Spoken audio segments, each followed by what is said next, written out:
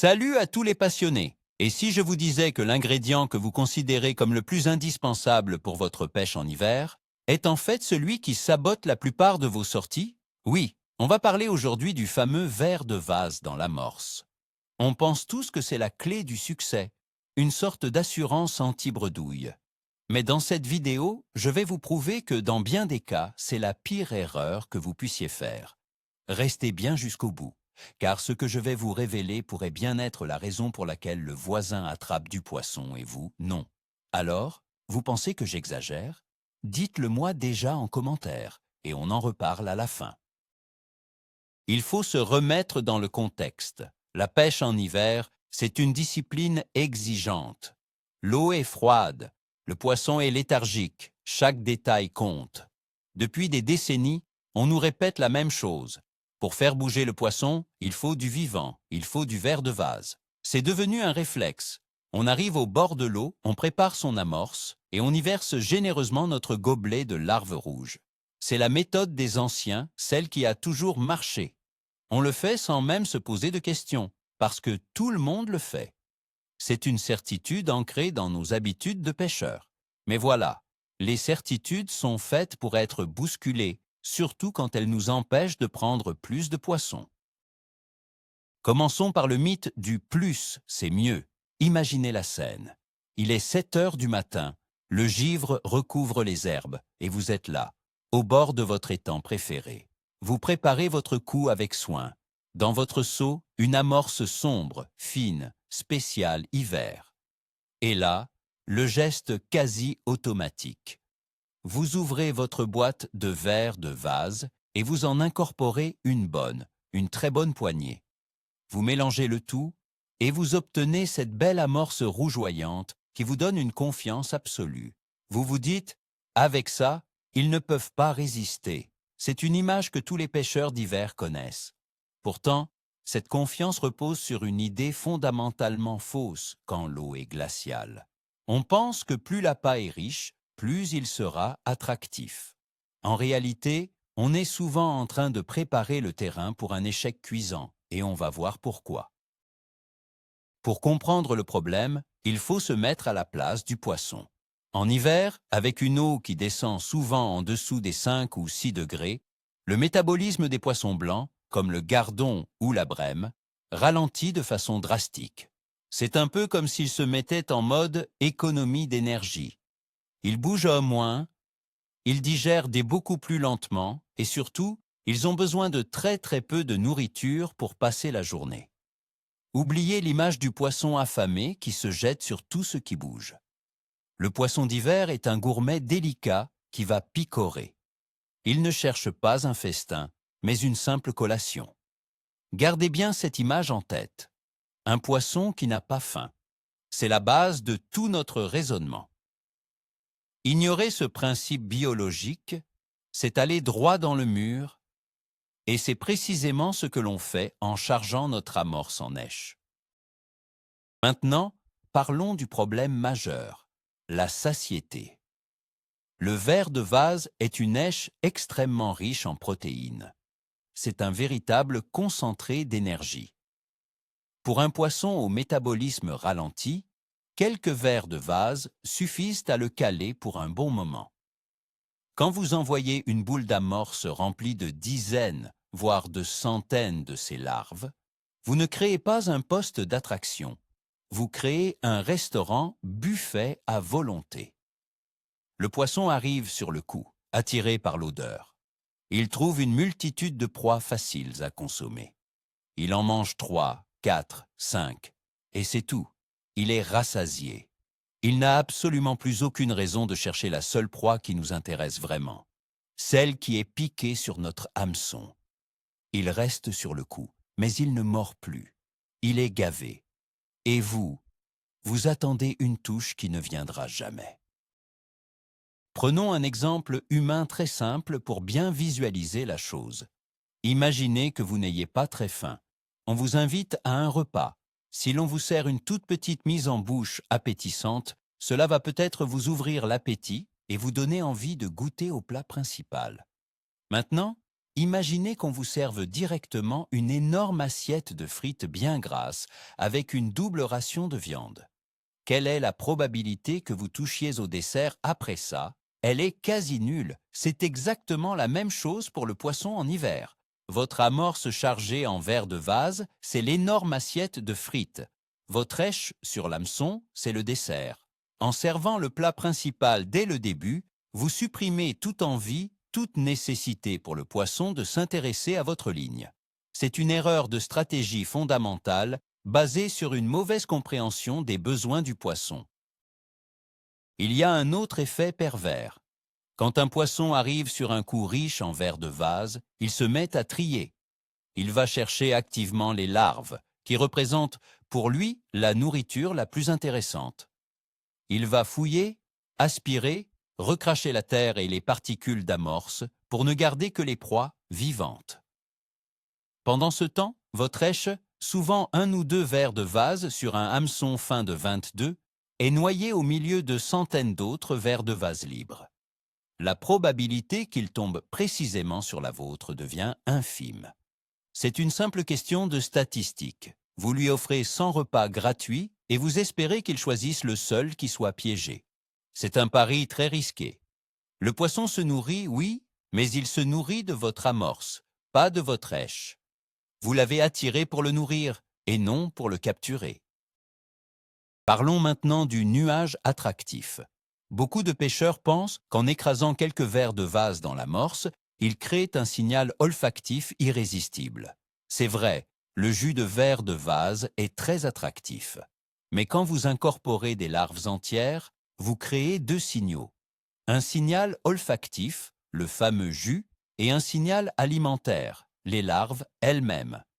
Le problème, c'est que ce nuage, surtout s'il est chargé de particules de larves mortes, va attirer en premier lieu les plus petits poissons, le tout petit fretin, les ablettes, les petits gardons, qui sont souvent plus actifs que les gros sujets. Ils vont arriver en masse sur votre cou, créer une fausse activité et rendre la pêche très frustrante. Vous vous retrouvez avec un poste vivant, mais peuplé de poissons que vous ne ciblez pas et qui ne sont pas assez gros pour engamer correctement votre èche. Cette fausse activité est un piège classique. Vous êtes là, concentré sur votre flotteur. Il frémit, il tremble, il fait des petites oscillations suspectes. Vous vous dites « ça y est, ils sont là, ça va mordre ». Vous ferez au moindre mouvement un peu plus marqué et vous ramenez une ligne vide, 1 fois, 2 fois, 10 fois. C'est exaspérant. Ce que vous interprétez comme des touches sont en réalité ces nuées de petits poissons qui viennent taper dans le fil, bousculer l'èche ou essayer de voler le bout de verre de vase qui dépasse de l'hameçon sans pouvoir l'avaler. Tout ça, c'est à cause de cette amorce trop riche qui a créé une zone d'agitation stérile. Au lieu de sélectionner les beaux poissons, votre stratégie a attiré une friture indésirable qui masque complètement les touches potentielles des plus gros sujets qui, eux, sont peut-être juste à côté, mais ne peuvent pas approcher. Imaginez cette situation vécue par des milliers de pêcheurs. Vous êtes installés depuis 1 heure. Votre voisin, 50 mètres plus loin, sort un gardon, puis un autre. Vous regardez votre matériel, tout est identique. Même flotteur, même fil, même hameçon. La seule différence, c'est l'amorce. Vous avez mis le paquet en verre de vase. Vous êtes sûr de votre coup. Lui, vous l'avez vu préparer son amorce. Une poignée de terre, un peu de farine, et c'est tout. Ça vous paraît ridicule, une amorce de pauvre. Pourtant, c'est lui qui prend du poisson. Pourquoi? Parce qu'il a créé un simple point d'attraction olfactif. Les poissons viennent, curieux, mais ne trouvent rien à manger, rien, sauf une seule chose, son èche parfaitement présentée. Ils n'ont pas le choix. Pour se nourrir, ils doivent mordre à l'hameçon. Vous leur avez donné le choix, et ils ont choisi la facilité. La question qui se pose est donc, quelle quantité? Est-ce qu'il faut bannir totalement le verre de vase de l'amorce? Pas forcément, mais il faut le voir comme un condiment, pas comme un ingrédient principal. On parle de quantités infimes, l'équivalent d'un dé à coudre, voire d'une demi-cuillère à café pour 1 kilo d'amorce sèche. C'est ce qu'on appelle une amorce de rappel. Son but n'est pas de nourrir, mais de garder le poisson sur le coup une fois qu'il est là, en lui donnant un tout petit quelque chose à chercher. Il faut que le poisson passe plus de temps à chercher la nourriture qu'à la consommer. C'est ça, le secret. Le problème, c'est que notre cerveau de pêcheur a du mal à accepter l'idée d'être aussi minimaliste. On a toujours peur de ne pas en mettre assez. Et c'est cette peur qui nous pousse à commettre l'erreur de la suralimentation. L'un des pires scénarios est l'amorçage de départ massif. On arrive et on envoie 4 ou 5 grosses boules d'amorce chargées à bloc en verre de vase. On se dit qu'on va créer une tâche attractive et faire venir tous les poissons du secteur. En réalité, on vient de déposer sur le fond un garde-manger qui va nourrir les poissons pour toute la journée. C'est l'erreur fatale. En hiver, l'amorçage doit être progressif, léger et très précis. On commence avec 1 ou 2 petites boules de la taille d'une noix, juste pour marquer le coup. Et ensuite, on rappelle avec une mini-boulette seulement si les touches s'arrêtent. Si vous mettez tout dès le début, vous perdez tout contrôle sur votre coup. Vous ne pouvez plus rien ajuster. Vous avez joué toutes vos cartes d'un coup. Et si les poissons se gavent et arrêtent de mordre, votre pêche est terminée avant même d'avoir commencé. Il faut donc changer complètement de philosophie. Le but de l'amorce en hiver n'est pas de nourrir, mais d'attirer et de rendre le poisson curieux. Votre amorce doit être un signal, un panneau indicateur qui dit « Venez voir par ici, il se passe quelque chose ». Elle doit travailler, fumer, diffuser des particules et des odeurs, mais offrir très peu de matière à consommer. C'est une approche beaucoup plus technique et subtile. Il faut faire confiance à la pauvreté. Une bonne amorce d'hiver est souvent sombre, pour ne pas effrayer le poisson sur un fond sombre, très peu nourrissante, à base de farine qui travaille beaucoup comme le chènevis grillé moulu, et surtout très peu éché. L'attraction principale doit venir de votre ligne. L'amorce ne fait que préparer le terrain. Elle ne fait pas le travail à votre place. C'est un concept difficile à intégrer, mais il est essentiel. Alors, quelle est l'alternative intelligente? Utilisez l'attractivité du verre de vase sans son pouvoir nutritif. La solution est simple, le jus de verre de vase. Au lieu d'incorporer les larves entières, vous allez les presser légèrement dans un tamis fin pour en extraire le liquide. Ce jus, c'est de l'or liquide. Il contient toutes les substances attractives, les acides aminés, l'hémoglobine, qui rendent les poissons fous. Vous pouvez mouiller votre amorce avec ce jus dilué dans un peu d'eau. Le résultat? Vous avez une amorce qui sent extrêmement fort le verre de vase, qui va attirer les poissons de très loin, mais qui ne contient absolument rien à manger. Le poisson arrive sur le coup, il est stimulé par l'odeur, il cherche la source, et il ne trouve qu'une seule chose qui ressemble à ce qu'il sent, votre èche. C'est diaboliquement efficace. Comment préparer ce fameux jus? C'est très simple. Prenez une petite quantité de verre de vase, disons 1 ou 2 cuillères à soupe. Placez-les dans un tamis à mailles très fines, type tamis de cuisine. Posez le tamis au-dessus d'un petit récipient. Avec le dos d'une cuillère, pressez délicatement les verres. Il ne s'agit pas de les transformer en bouillie, mais juste de percer leur peau pour que le liquide s'écoule. Vous allez récupérer un liquide rouge et très odorant. Ce liquide, vous pouvez le mélanger à l'eau qui vous servira à mouiller votre amorce.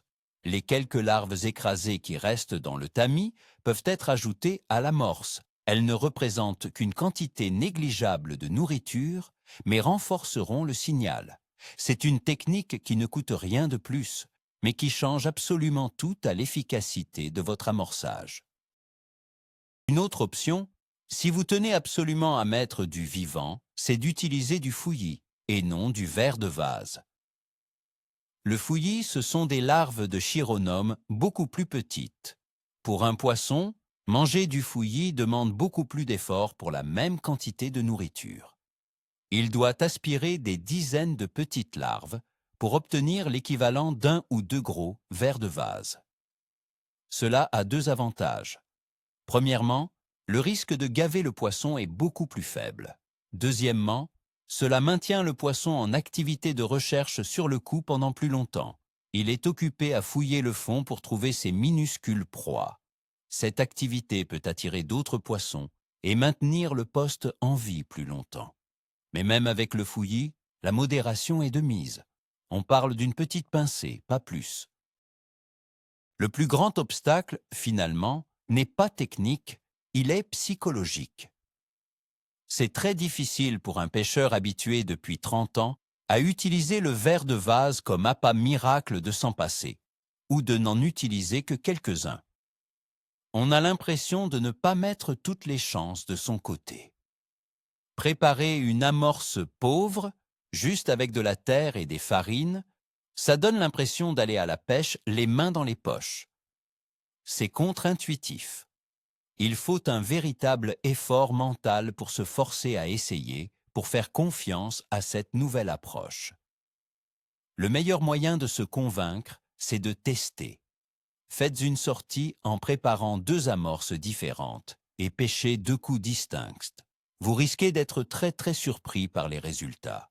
C'est souvent en voyant la preuve par l'exemple que les vieilles habitudes finissent par tomber. Attention, je ne dis pas que le ver de vase dans l'amorce ne fonctionne jamais. Il ne faut pas être dogmatique. Il y a des exceptions. Par exemple, dans certaines pêches de vitesse en canal où les poissons sont nombreux et en compétition alimentaire, même en hiver. Ou encore, lorsque l'eau se réchauffe légèrement après une période de grand froid, les poissons peuvent avoir un pic d'activité et mieux réagir à une amorce plus riche.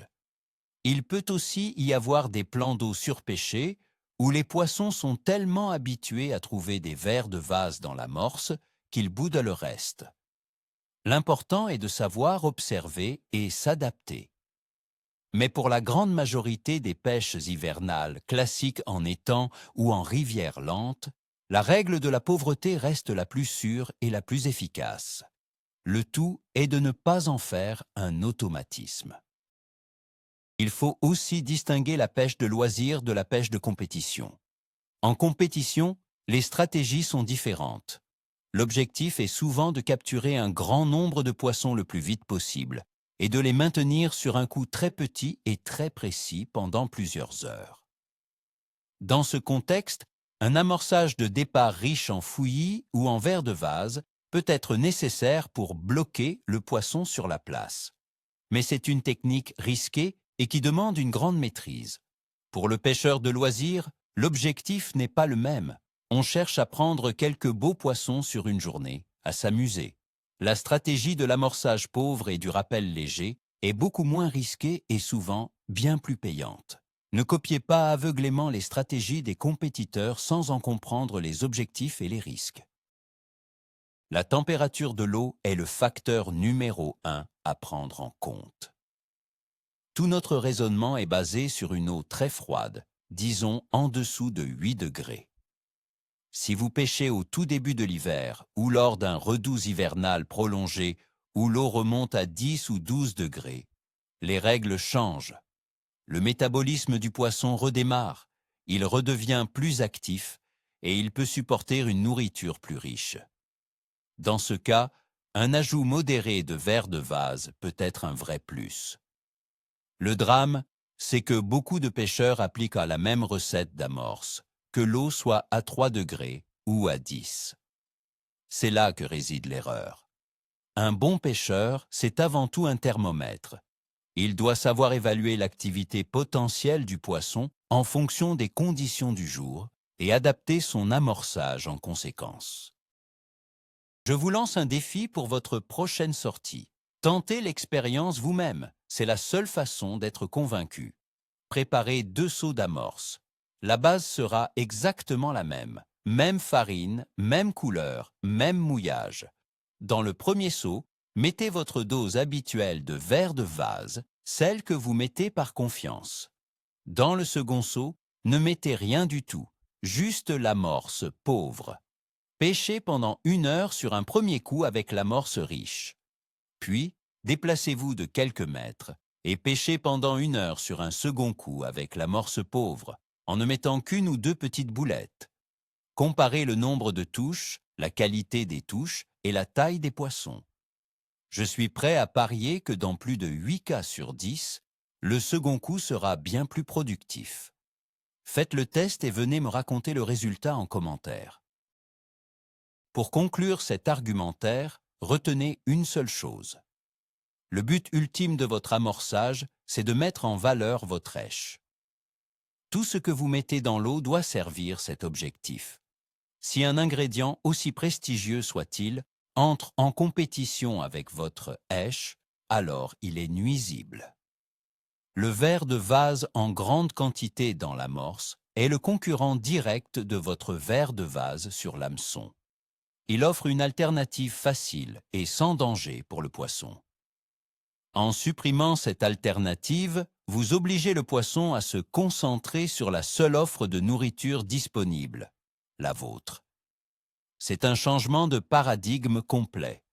On ne cherche plus à plaire au poisson en lui offrant un festin, on cherche à le rendre curieux et à l'inciter à faire la seule erreur qui nous intéresse.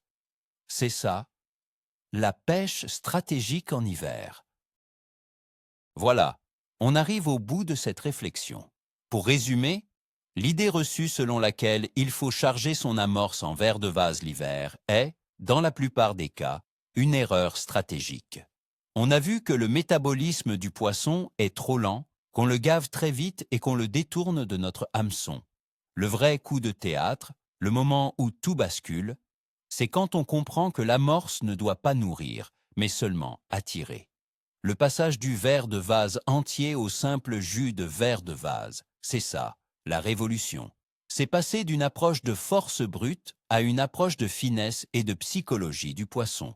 Ça change tout, car ça vous oblige à être plus observateur, plus précis et finalement un meilleur pêcheur. Vous ne subissez plus la pêche, vous la contrôlez. Merci beaucoup d'avoir regardé cette vidéo jusqu'au bout. J'espère qu'elle vous a ouvert de nouvelles perspectives. Si c'est le cas, pensez à mettre un gros pouce bleu pour soutenir la chaîne et abonnez-vous pour ne pas manquer les prochaines astuces. Et maintenant, la question qui tue. Alors, après avoir entendu tout ça, vous êtes plutôt de la team verre de vase à fond quoi qu'il arrive, ou vous allez oser tester une amorce beaucoup plus pauvre cet hiver? Racontez-moi votre point de vue et vos expériences dans les commentaires. J'ai hâte de vous lire. Allez, à la prochaine, au bord de l'eau.